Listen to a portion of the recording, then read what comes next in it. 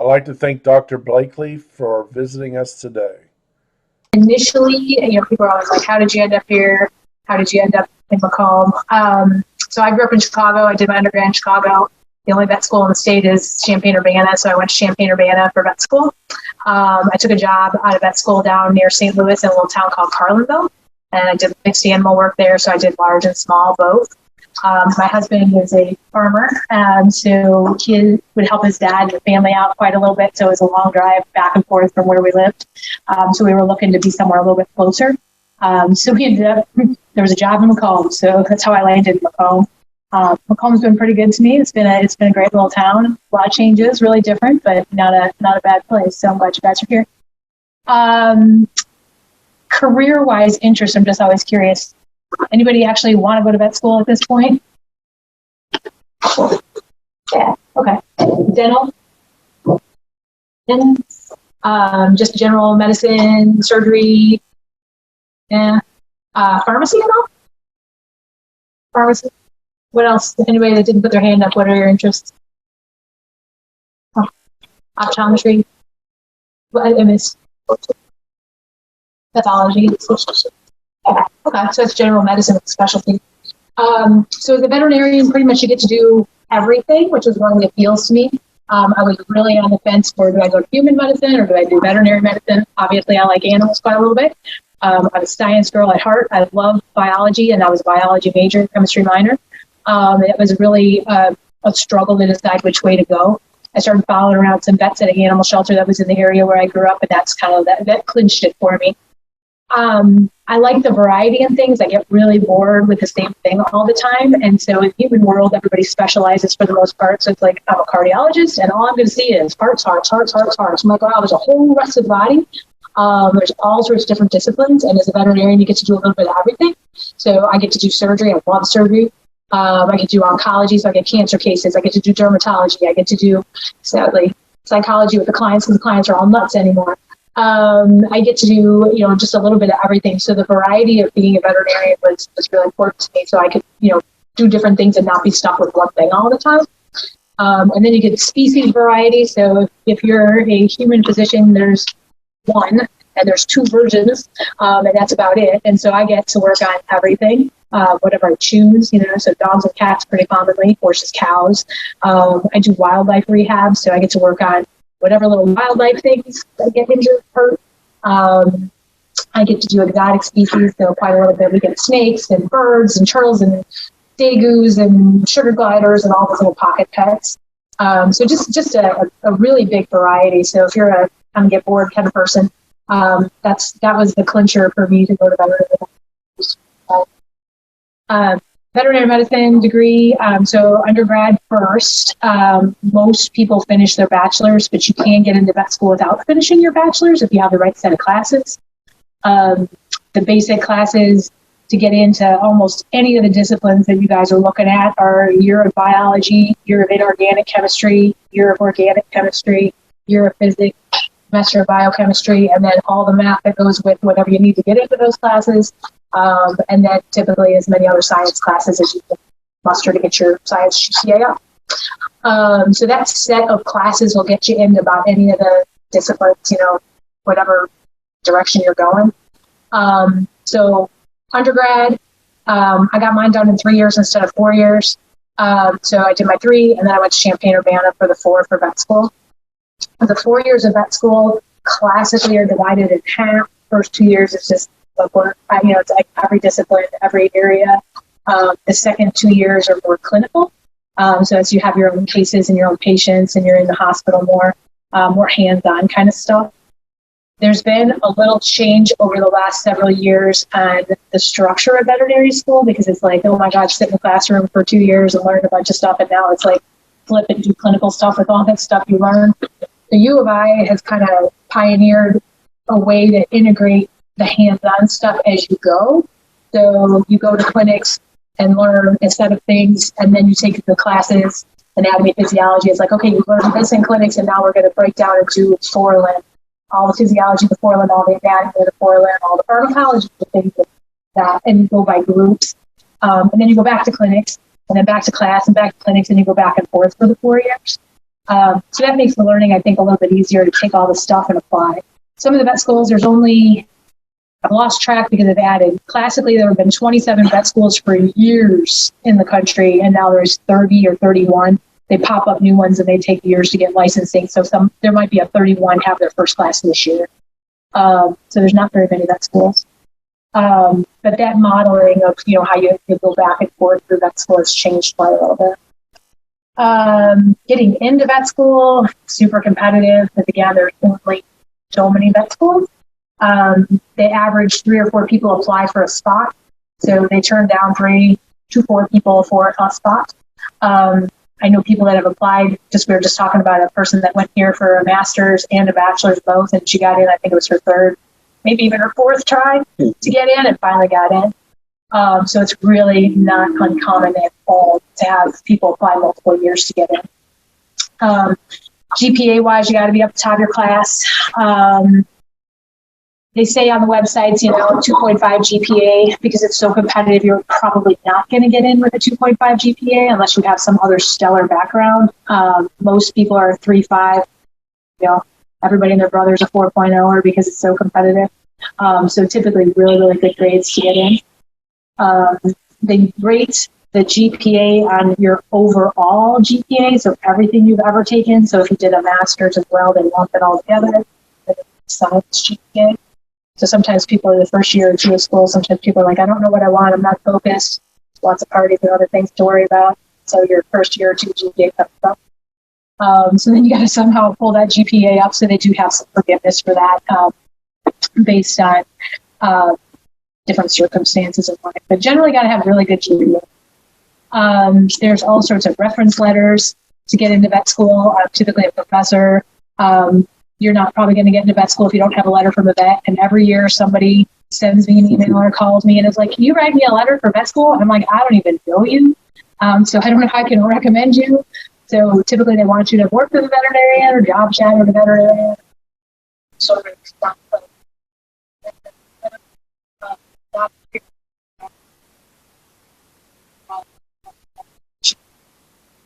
Standardized tests, so RE, ECAT, a couple of schools make you take the MCAT. Every school is a little different. Sometimes they rotate. U of I classically has been like GRE subject, biology and the general, but sometimes they're like 1 year, like, we want you to have ECAT and GRE. So sometimes you're taking multiple standardized tests if you're applying to multiple schools. So there's that. Your experience, again, is huge. You're not going to get into vet school if you've never done anything in a vet school. And it's always that, can't get a job with vet clinic because I have no experience to get in the vet clinic. So I always tell people, look at things that you wouldn't think is traditionally being a vet experience. So animal shelters are huge. The animal shelter I worked at had 3 vets that worked at it. So I got to work with them, and that's how I got a lot of experience. Humane societies are huge. If you're interested in large animal ag at all, haven't been on farms and following around vets on the days they come out. So there's all sorts of different things. That's cool to talk about a little bit. Salary and workload. So right now the average vet makes right under 100, about 95-ish is average for the new class that got out. 99.5, depending on if you do an internship or not. I'll come back to that. So the debt load for vet school is typically in the 170 to 220,000 range. So as with any education right now, crazy expensive.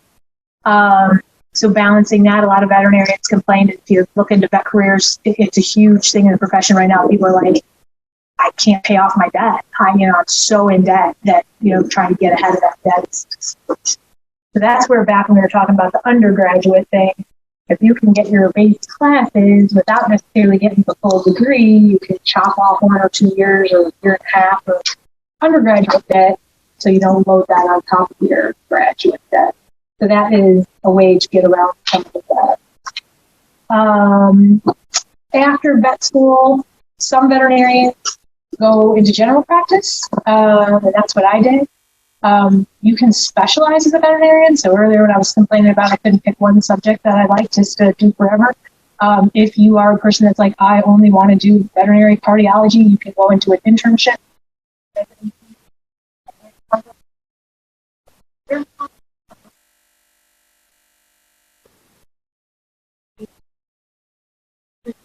all sorts of little sub-disciplines.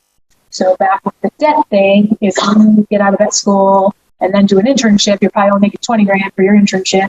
And then you're doing a residency and you're probably only making 30 grand for your residency. And now you've just stacked out 4 more years of debt on top of everything else if you specialize. So there's that. Super versatile degree. Not everybody that's a veterinarian, you always think veterinarian, dog, cat. So outside of, routine clinical setting and animal care, veterinarians do all sorts of things. So government work, so bioterrorism, it's all zoonotic diseases. So veterinarians work for the government, veterinarians work for the military. Food inspection, so all your meat is basically an animal, and so a veterinarian is responsible for slaughterhouse and animal quality for that. The large animal side, the small animal side, pharmacology, all your human drugs are used on humans that got developed on animals, so a bunch of veterinarians are in research for lab animal work and do that. So super versatile, not a degree that like, oh my God, I'm only going to see dogs and cats all day by any means. And if I ever got sick of seeing dogs and cats, I know I could jump to another discipline, easily with a veterinarian if I wanted to switch. Public health, huge also. I actually went back and got a master's in my first couple of years when I was in vet school. I got a master's in public health as a backup. I was doing large animal work, and large animals will hurt you. And so I know veterinarians that have had pelvic fractures, skull fractures, broken limbs from large animal work. So I was like doing large animal work, and I was like, I need a backup someday in case something happens. Because I don't know veterinarians, I don't know about wheelchairs. Okay. Yeah, public health degree. So that's always another area that veterinarians look at. Oh, pros and cons of being a vet. Good if you like animals, get to work with animals. So there's always that. Again, the variety, all the different disciplines. 2 days are never the same. If you're business orientated and you want to own your own practice, there's that. So I do own my own practice. That adds a whole other layer of going on top of being a veterinarian. Lack of insurance interference was also with my decision for veterinary medicine or human medicine. Human medicine malpractice is insane. I know some of the premiums on that are hundreds of thousands of dollars a year. And, something that maybe wasn't your fault that you're going to get sued for in litigation. Not that I can't get sued as a veterinarian. I can very easily, but the litigation on sites very worse than on them. And insurance companies also dictate, insurance companies are trying to make money. So insurance companies dictate how you have to practice. You're like a Medicare person, you have this drug. Medicare drugs are going to go down this list. So I didn't want an insurance company telling me how I had to best take care of the patient. So I don't have any of that insurance headache as a veterinarian. I think that's a huge pro. The negatives, probably the biggest negative, and always the thing people ask about is euthanasia. People are like, I want to be a veterinarian, but I couldn't euthanize anything. There's euthanasias for good reasons, and there's euthanasias for bad reasons sometimes. But generally, there's more good euthanasias than bad euthanasias. And yes, it's hard to end a life for some of the reasons that you're ending lives. But if anybody's had a relative that is withered away and died of cancer or chronic disease, not that kind. So if you have an animal that has a terminal disease, I think it's more kind to stop with suffering than the pain.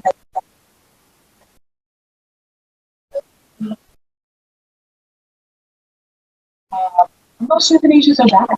Quality of life issues. Financial, as a negative of veterinarian, financial constraints. We talked a little bit about the debt load. I'll never make as much as a human physician, but as a business owner, I basically have 2 incomes. So I work for the clinic and I own the clinic. So I don't do bad. But if you work hard in veterinary medicine, you can make decent living. I'm not going to go broke and starve by any means. Technology constraints gotten better over the years, but in the human world, insurance companies put in the bill, so it's like, oh, you are having issues, you need an MRI. The patient needs an MRI. Probably not getting an MRI. MRIs are expensive.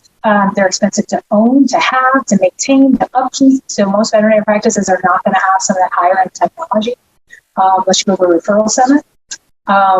Paying for it, the insurance company's footing the bill for the MRI. If you got a dog that needs an MRI, the person is footing the bill for the MRI. People are like, I can't spend $2,000 on an MRI.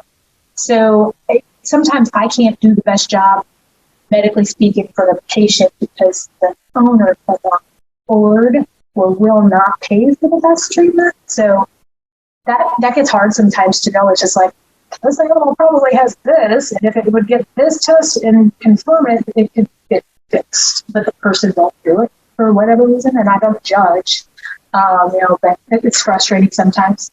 When people are upset because how come you can't make my animal better? It's like, you won't pay for the test. You won't pay for the treatment. So the cancer care is hard. A lot of people will not do chemo and stuff for animals. Animals are awesome on chemo. Better than people do on chemo. The doses are more body friendly. They're not as toxic. The animals are like, when I do chemo, people are like, I wouldn't even know you're doing chemo on this pet. It acts perfectly fine. But it's expensive. So sometimes people are like, nope, we're not going to treat it. So you got to kind of plan B and plan C to figure out what to do best for the patient, for the client. So that's sometimes kind of frustrating. Human doctor be like, go get the MRI and get the chemo. Go on, So that part's a little bit frustrating sometimes. That was my general list of jobs. So question-wise, I will answer whatever questions you guys want to ask. We're often dealing with the substantial lack in veterinary technicians. And right now, everything. I, knock on wood, have been incredibly blessed with a really good staff. I mean, I'm super busy. I could use, sadly, I need another veterinarian before I need another technician at this point. But it's a constant. You're constantly looking for people. You're constantly training people. You're constantly trying to keep your staff happy. Not something. I just hired a new girl a couple weeks ago, and I told her, you are going to be lost. You are going to be frustrated. You are not going to know anything because you have never had a job doing anything like this. So, and you can just tell she's just like fully overwhelmed. So you're constantly training people and teaching people. The battle. Is veterinary technician a thing that you have to take classes for? Is it on-job training? They're certified veterinary technicians. Yeah. That is a 2-year program through a community college. So Joliet Junior College and Parkland are the two traditionally in Illinois that have had them.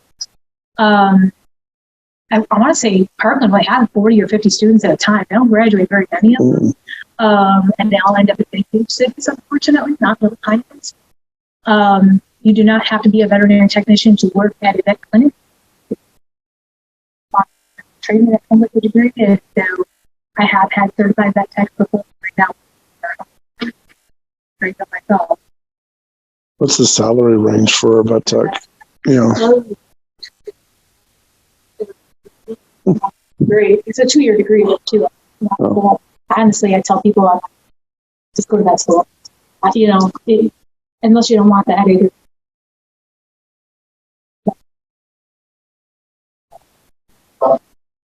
For vet school, not only vet school, but like the application process, all of that. Yeah, and grades are first. And so you're trying to take classes that academically are going to help you along the way. And making sure I did well in those classes. The experience is huge. So I tried, every hour I could get. I had 4 jobs when I was an undergrad, and I was working everywhere. And it was a combination. It was trying to save money. It was trying to get experience. I'm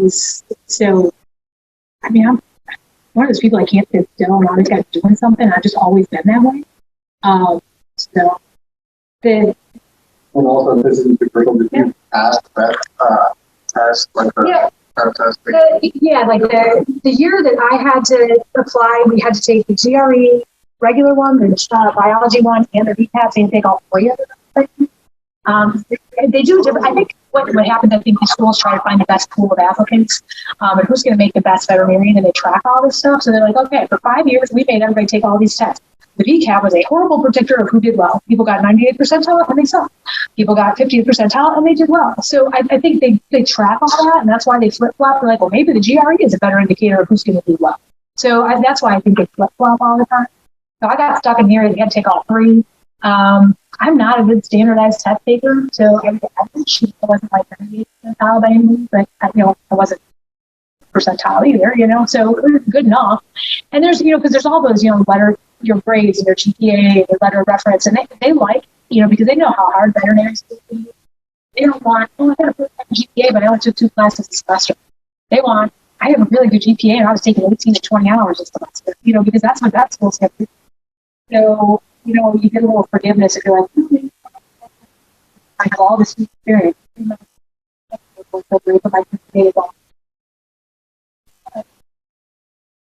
did 2.5 years, but that school only starts in fall. I had a semester I had to fit around, so I took extra. Where did you go to school? I don't know if I St. Xavier University in Chicago. for your undergrad. Where did you get your master's in health science? And you went to University of Illinois. Okay. That's the only vet school in the state.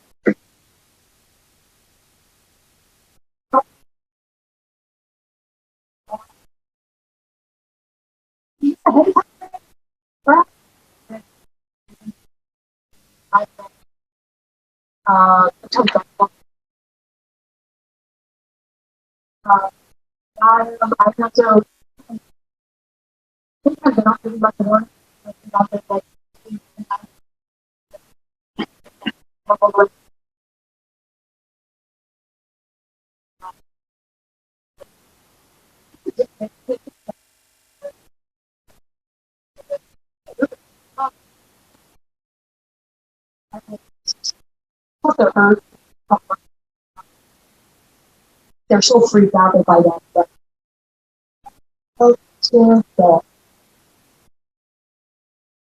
So I know you said how to make the thing for like Average day. So we schedule times of the day because I have a second vet that's part-time.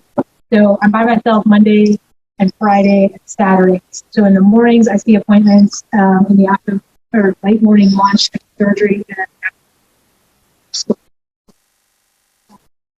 2 days that the other vet is there, I do surgery 2/3 of the day, and she sees appointments in the morning. You just never know what's going to come in. It's the schedule stuff is doesn't matter. This morning the schedule is all laid out. It's nice and pretty. This is at 8. This is at 8:15, and then it's like, well, the 8:30 has a bloody nose and we're leaving. So that messes up everything. So all that stuff pops in there. Just your schedule. Typically, appointment surgery. Yeah. For the most part, we kick people out. My friends never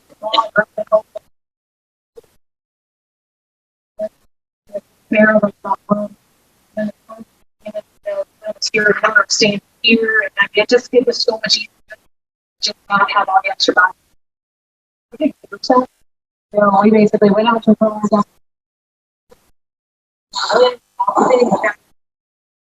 clients were all different. Some were like 3 masks parked in the back of the parking lot, like, don't come near the car.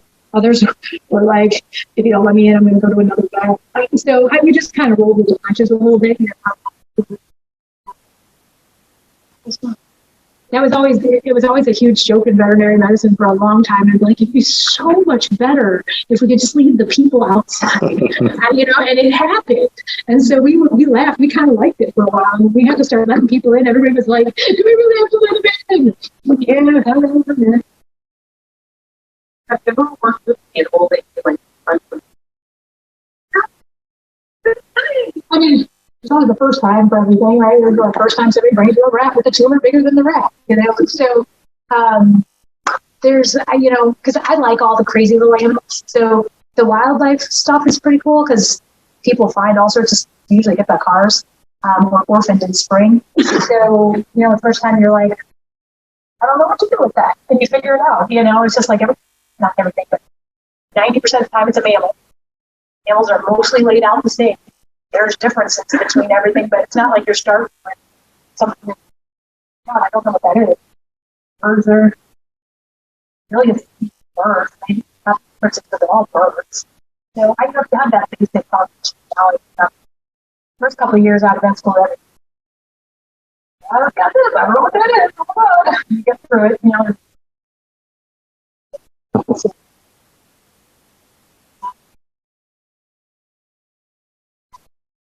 species. Possums. So possums are marsupials. They have a pouch. I got a group of possums a couple of years ago that people do this, and this always floors me. So the mom gets hit by a car, and people pull over and check the pouch to see if the babies are alive, and then they take the babies out. So yes, I know you're giving me this look like, are you serious? I cannot make up half of my life. I couldn't make this stuff up. So yeah, so people like check pouches and call me at 2 a.m. like, I have 10 possum babies. There's usually 13 in there. Usually a couple die, but a lot of them live in the bulletproof pouch apparently.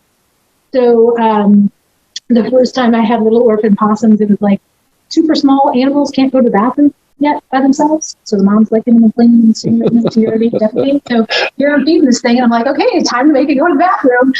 Flip it over, and I'm like, oh, there's only one hole. Like, there's no rectum and vaginal area. It's like, what is going on here? And their reproductive and urinary genital system is more like reptiles. So they have a cloaca. So reptiles only have one opening. So birds only have one opening. Possums are mammals, and they have a reptile avian exit system. It's crazy. Were you really entertained It was pretty funny. trying to save them and everything? The first time, I was just like, okay, I heard that, you know. You don't try to explain to them that vultures need to eat also? Or? You're fun. I mean, I never in a million years, I've never wanted to work at possums. It's very often, okay, whatever. They are really cool. You know, they are phenomenally interesting little animals. So I have a whole new respect for possums. So,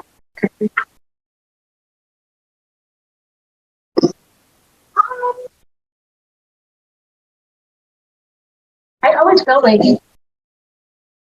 school was just jumping hoops. You know, it was just like retest 3 papers and an oral presentation, jump through the hoops, just do what they tell me to do and go on. So, you know, I'm academically inclined, so the academics never really came super hard. It's always stressful in the middle trying to balance, you know, work and jobs and trying to have fun and have a life with all that stuff. But yeah, I don't know. I mean, it's just at the time, everything seems like a challenge. You're like, oh my God, how am I going to get this done by next week? I have 5 other tests. And, you know, somehow you just do it. You just buckle down and get through it. That's kind of just my personality, I think. You know, I'm quite threatened about writing a 15-page paper. Just write the damn thing, you know.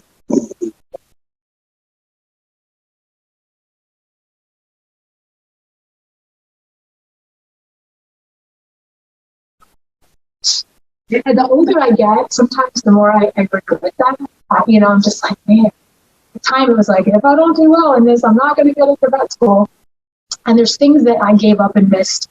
And so I kind of have like a second childhood going on. Like, I never got to show stuff at the state fair. I grew up in Chicago. I married a farmer who did stuff. So, you know, now I don't know how I started in Chicago and ended up farming.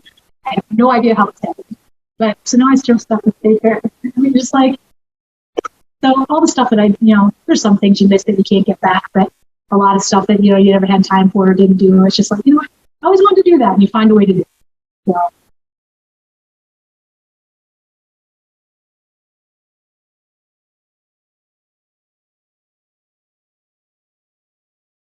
Yeah, you know, your general veterinary degree, you know, and some schools are a little different with this, but for the most part, they wanted you to be very well-rounded. You know, just like I was talking earlier, it's just like, you know, it's a fish, it's a bird, you know, there's differences. They want you to be well-rounded.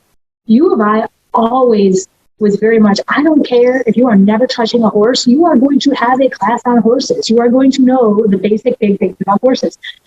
There were people in my class that were so allergic to horses. They were like wet and red for 3 weeks of horse rotation. And they're like, you gotta, can I take some other class? I can't breathe around the horse. And they're like, you're taking the horse class. So, you know, they just wanted you to be very versatile. So if something came up later, I always feel like, you know, it wasn't like, oh my God, I don't know what to do. You can specialize. Some of the schools do tracking. So at UC Davis was really big on tracking. It was like, you want to do small animal? You hardly had to touch anything other than a small animal. You wanted to do large animal, you never had to touch a cat. One of my classmates is funny, Chuck. He was the large animal guy, had no use for dogs and cats. He had to do dogs and cats, and so somebody brought in a 3-legged cat. he had to do the exam on it. I just remember he was looking at this cat. He's like, something is not right, because it was missing a leg. And he was like, what? Because you don't amputate legs in cows. They go down the road. But, it's just, I always wonder now, like, what, does Chuck ever do any small animal? But, it's just having that versatility and that exposure. I think it's really important.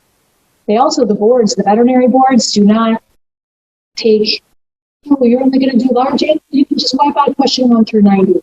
You have to pass the test on all of it. So, that too. As far as out for hospitalization, then depending on what it is, I have room for overnight hospitalization. I don't know how you answer, like square foot or number of runs or cages, or it depends on what they've got going on.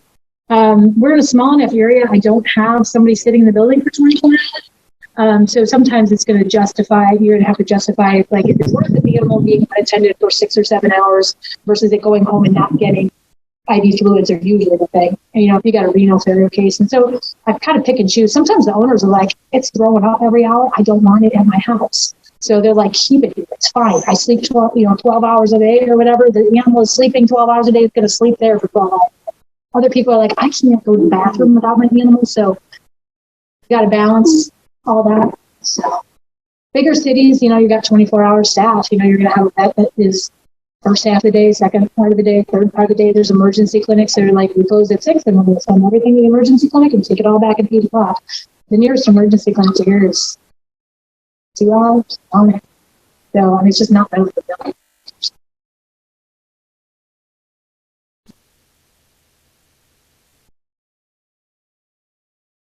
A lot, depending on what you're doing, a lot of them really aren't. Like you said, the pet exotics are usually they're pets, so they're pretty tame. The wildlife is all over the place. I mean, they'll bite you. I'm always surprised. I don't have a rehab license for raptors and those big birds, but I get them sometimes. I have to refer them off to somebody. I'm always really surprised how you can pick up an owl or a hawk and they can sit there. They're usually not awful. Really surprising. I'm always just like, you think this thing is going to go down. Swans are not. Yeah. have you ever worked with any 4-H projects? I got a couple things. So when I was down near St. Louis, in Harlanville, when I did large animal, I had a lot of 4-H stuff. I have 13 nieces and nephews, so they're all in 4-H right now. So I had like the 4-H guru event for about 2 months a year, summer show season. We were actually at the one show this year with the nephew, and he was literally, he was ready to get up and, he's like, okay, my class. And he went to go get the pig. He said, wouldn't get up and make it at our 5 fever. So good to have that. And just a quick question. Yeah. So you do a lot of wildlife. Isn't there some legal issues though for bringing a bird of prey in, or? So the federal permit for migratory birds, and most birds are considered migratory. So it's a separate permit, and that federal permit, the biggest headaches on getting that permit, you have to have a flight cage. So you have to, the wingspan of some of these things. So you have to have something that they can fly. So space is huge. If I build that in my house, but I wouldn't have enough of it to justify it. So that's one big thing. And then they want 200 hours of experience with every individual species you're going to rehab. So you know how many bird species there are? Literally, like, I need 200 hours with eagles, 200 hours with hawks, 200 hours with, owls, 200. But every species. So there's nowhere around here that I could even get those hours to even apply for the permit, let alone flight cage. So I've just opted to go there.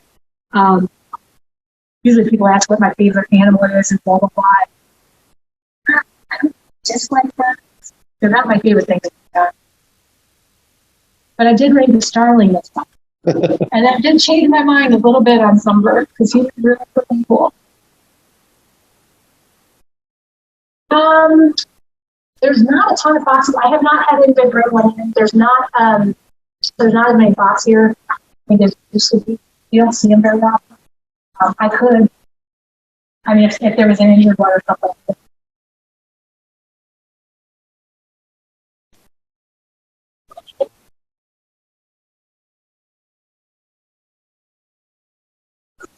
Kind of like, were you ready for that kind of time? the plan all along. Yeah, working for somebody versus working for yourself. I initially never in a million years wanted, it wasn't that I didn't necessarily want my own business, I just never really thought about it. I was just like, I'm ready to just go and work for somebody and go on. So I worked here for, I think, 7 years before I brought up in 7, 8 years. And you start to look around and you're like, this guy is making a lot of money. I'm like, I am busting my butt off for a salary that is the same, whether I stay late or not. And so I started looking at buying. I looked all over the place to try to find a fit. He's like, I'm never selling, I'm never moving, I'm never whatever. And he ended up just like literally one day came up to me. He's like, do you still want to buy a pet? Just like, I got to work to get on.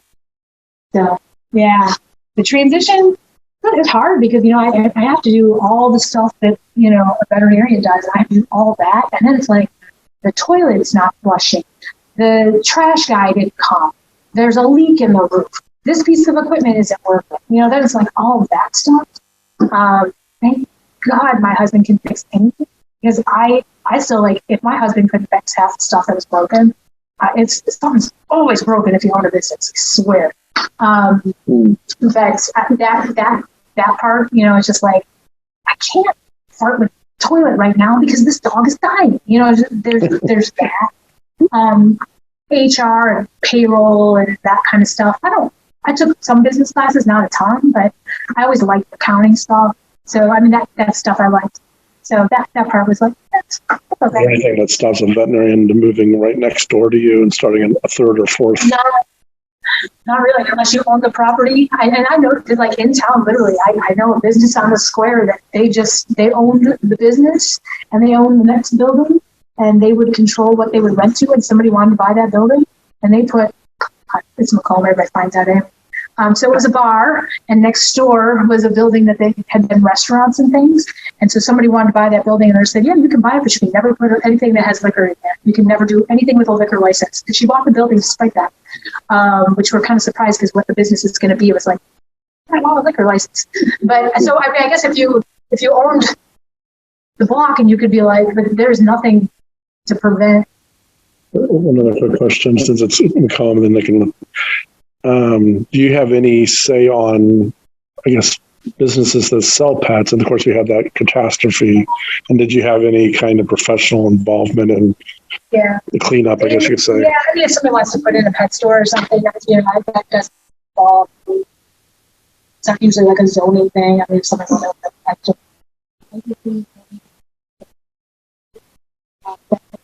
That whole thing. Yeah, I got called. The police called me in on that. Are you this phone call? Yeah, so Petland, a couple years back, I don't even know why or what happened. She just stopped showing up. There were 70, 80 animals in the building. A lot of small animals, rats eat each other, mice eat each other. If they're starving, they'll cannibalize each other. So they're eating each other. And so there was an awful smell of something coming from the building because we're always dead.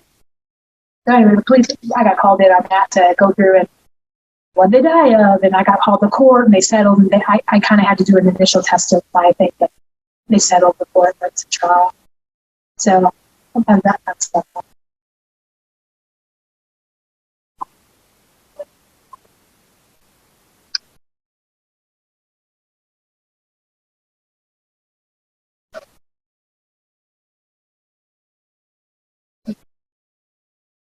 Yeah, it's like, what can you tell me? I know veterinarians that are like cat only, like they own a cat only vet clinic. So I just like whatever research I can figure and stuff to me.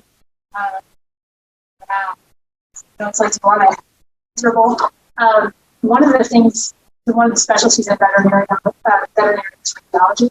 So technically, if you're a veterinary radiologist, you never really look at a patient, you just look at MRIs, CAT scans, and X-rays.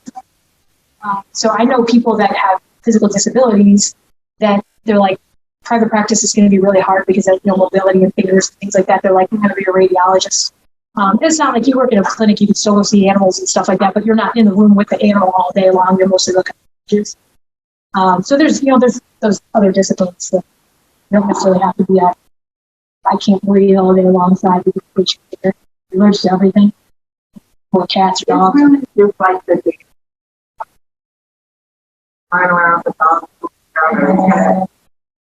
Yeah, I mean, there's things, higher air filtration rates and HEPA filters and stuff like that, like in the building.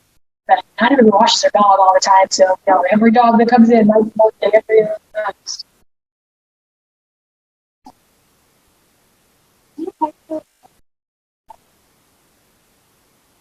There is there's apparently a gene that does something to produce the dander that is what people are most allergic to. And so there are cats that they have bred that out.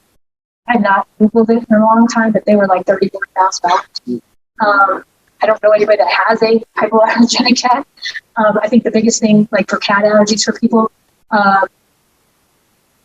brushing and keeping the hair down.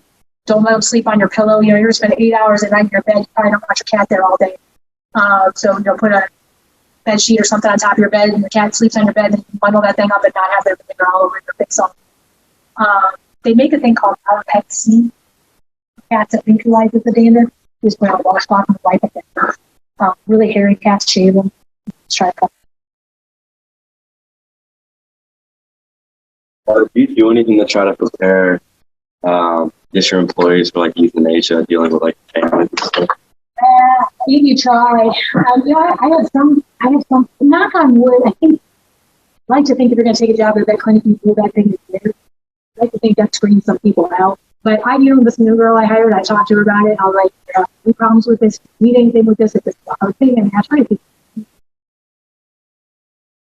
Yeah. Really different. And it's not that you get cold to it, but start seeing the why behind it. Every family is different, every scenario is different. And, when you put yourself in somebody else's shoes, it's a whole lot easier to not judge. And a lot of times it's good for the animal. A lot of times, there's some that I euthanize and I'm like, this should have been 3 months ago. If your heart goes out, it's miserable.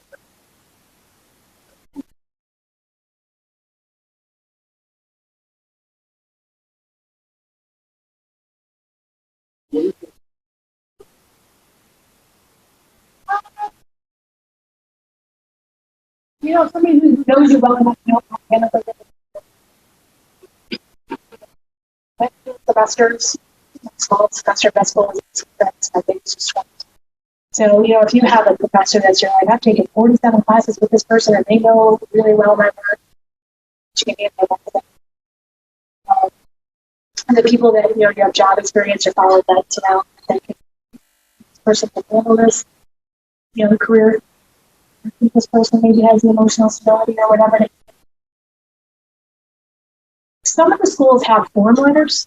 They're like in different categories and check all the little boxes and then they can write a separate letter. So there's all those little categories. So if the school has a standardized form for categories, they're trying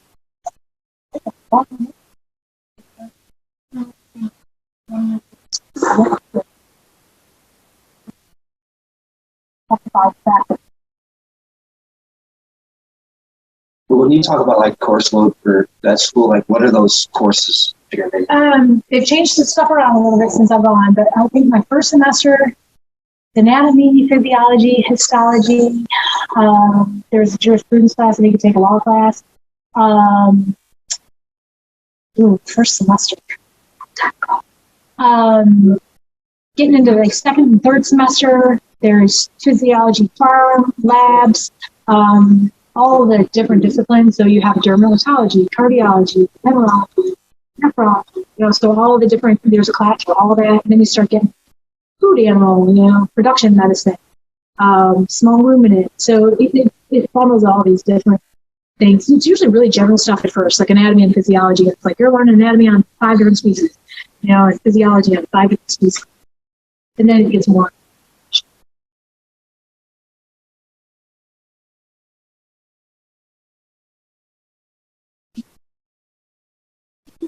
I don't think there's anything I'm really scared of. I don't want to work on primates. Thankfully, not every once in a while somebody has a capuchin monkey. They're not so bad. There's these chimps and they rip people's arms off and eat their faces and things like that. So I'm not doing primates, but I've never been asked to take everybody's chimp either. So,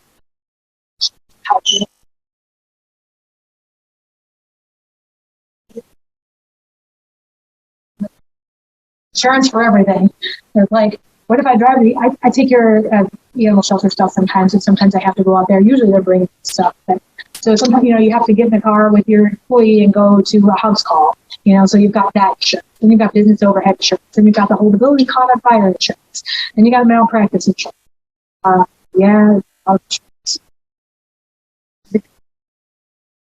Deal with the lawyer and insurance. So, Does anybody have any other questions before we? All right. Well, thank you so much, Dr. Blakeley. Could we give a round of applause? so you guys still have to write a thing. So,